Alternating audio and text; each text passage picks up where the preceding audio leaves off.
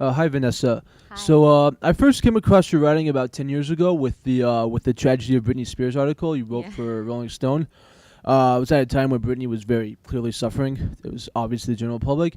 And I'm wondering if you were to make sort of a 10 years later sequel to that article, what observations might you make both in terms of how Britney has fared and how the crucible of fame for the famous, I think you Mhm. described it as, has evolved for better or worse in the past decade? Um, well, first of all, I would say that I do think you're.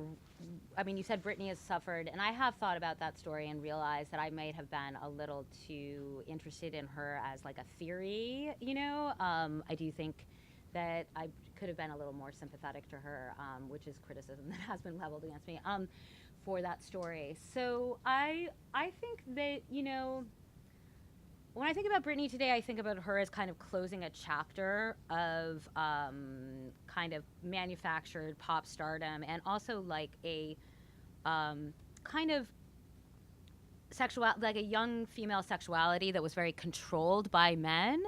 Um, and kind of her downfall coincided with the the rise of with the election of Obama and the rise of pop feminism.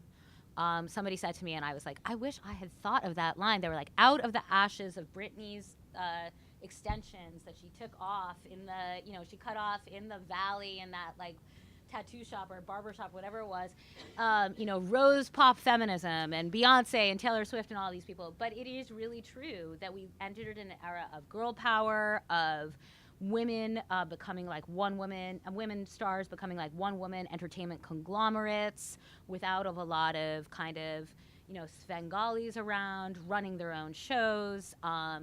And speaking about I'm a badass, don't mess with me, right? I do. If I look sexualized to you, I'm doing it to myself. No guy told me to do it. That's at least what they're saying. So yeah, I mean, in terms of fame, obviously we're like in this insane time where everybody wants to be famous, and we have a celebrity as president, and part of why he got to be president is not, unrelated to his fame and people's desire to be, seduced by a celebrity and that lifestyle. So yeah, thank you.